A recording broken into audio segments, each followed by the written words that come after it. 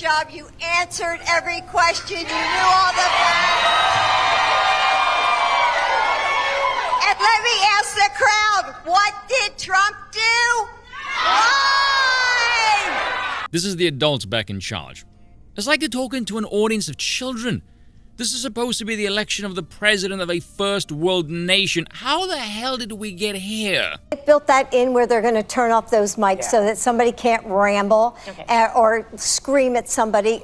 Not that my husband would be the one doing that. No. And so that's already been negotiated. And, I think the American people deserve a debate because you need to see your choices. You need to see Trump, and you need to see the president, and you need to see the differences.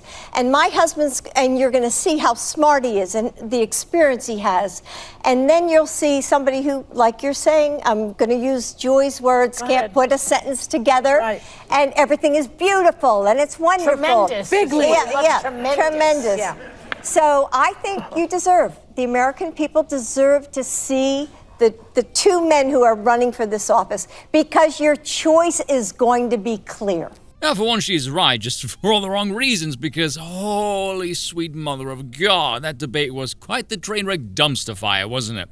By the way, that one is legit one of the most despicably evil things around, an addict whose drug of choice is power. But I woke up about 3:30 yesterday morning, grabbed my phone, checked out the stream just to see what the debate was like. I think they were on immigration. I saw about 15 seconds and thought, oh, good Lord, I'm going to wake up tomorrow with a Twitter feed in a sea of memes, aren't I? And my word, was it a glorious day full of copium. Look at this face. This was at the very first question of the debate. Already he looks spaced out, zoinked out of his gore. He looked like that for most of the debate, I'll be honest. The funniest part of the whole thing was watching him try and squint and frown through a mountain of Botox, and Trump looked at him like he was completely lost out of his freaking mind. Biden was asked about the state of the country and what he would say to the people who feel, rightly mind you, that they were better off under Trump than him.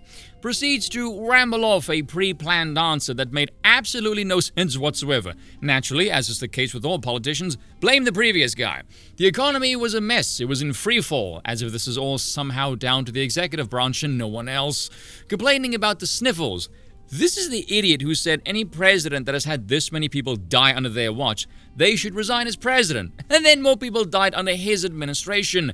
What a great start, you moron. And then he rambled off the bleach lie as well. Oh yeah, and Trump didn't really do much as president. If Trump didn't do anything and you were left a mess in freefall, who's responsible for that then, Joe? Do pray tell. Keep in mind, this is only the first damn question. So many things he brought up were debunked. Either his handlers live in a bubble or assume the audience does as well and they will just fall for like a bunch of suckers. It was wild.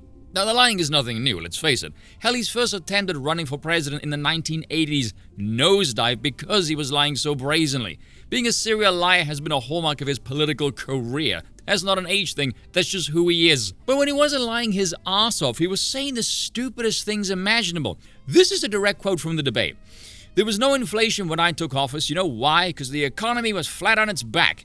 This is the administration that tried slipping in new job growth by simply opening the economy back up after the sniffle scare. As far as the inflation BS goes, this is from the US Bureau of Labor. This is the Consumer Price Index. Under Trump, it was 2.9% during June and July of 2018. That was the highest. It was 1.4% in January of 2021.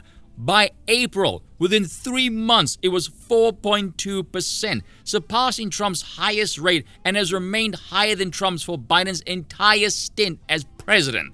The question he was asked about the border. Biden, a record number of illegals have crossed the southern border under your watch, overwhelming border states and overburdening cities such as New York and Chicago, and in some cases causes safety and security concerns. Why should voters trust you to solve this crisis? Naturally, they can't because he's the one who caused it.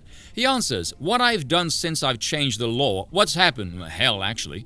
I've changed it in a way that now you're in a situation where there's 40% fewer people crossing the border legally. That's better than when he left office. What the fuck are you talking about? Did you mean to say legally? In which case, what the hell does this have to do with your horrid border policies? And if it's a slip of the tongue and you meant to say illegally, your rambling statement is in direct contradiction to the very question the moderators just asked you. Oh yeah, and you lied when you said the Border Patrol endorsed you. So much so their official X feed debunked your claim. Again, if Trump didn't do much, why does this NBC poll from February show Trump ahead by more than 20 points in the economy and more than 30 on the border? Congrats, Joe. You're the guy whispering to avoid the attention of the Grim Reaper getting one baffled into orbit by the very guy you claimed did fuck all. And that's just me picking two main topics of concern right now. Trump, by comparison, was very measured, very calm, more focused than he would normally be, for reasons I'll get to in a few moments. Interesting debate strategy from him as well. Any nonsense Joe said prior, he would pause the question he was asked and just rebut Joe's talking points on the fly and use whatever time he had left to address the question. The whole debate was more orientated into watching Joe capitulate. Oddly enough, the structure and the microphone muting gimmick actually worked in Trump's favor. It largely muted his ability to be more of a bully.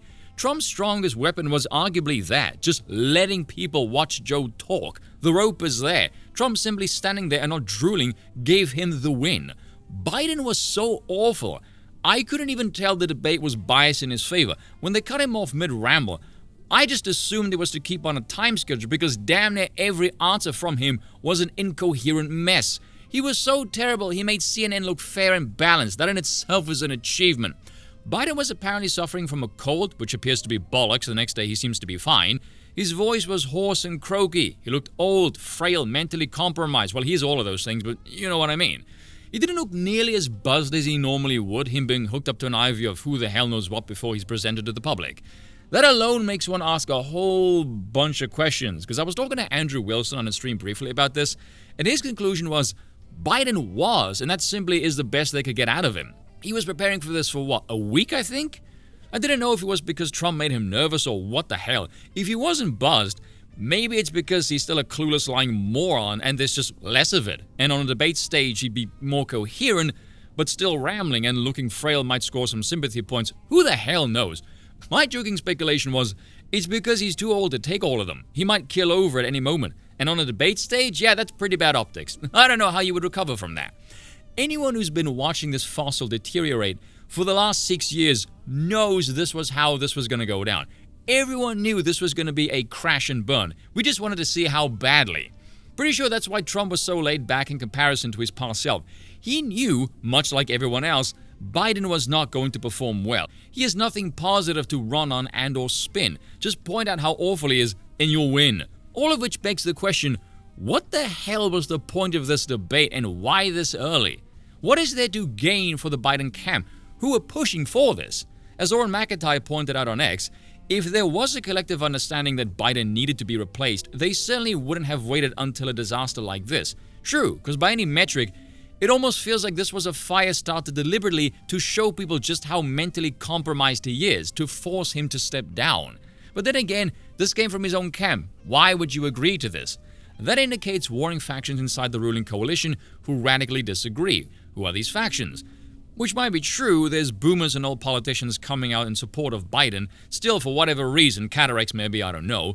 Contrast that with these pieces from the New York Times and the Atlantic telling him to step down. It's all very, very strange. Oddly enough, though, the visibly connected, the politicians, the Hollywood class support him. But the less visible, the journalists and the donor class are expressing discontent. Even Orrin McIntyre was asking, is there some level of coordination or is this a work of incompetence? Because it seems so flawed and stupid, it's rather challenging to tell. My wildest guess would be, they need Trump back in. Because they are so incompetent, their ideology so destructively stupid, they basically need a competent villain to give them something to destroy, or else they destroy themselves. I've been thinking a lot about last night's debate, and I've been thinking about the fact that more women are registered to vote than any other singular group. So ladies, remember this.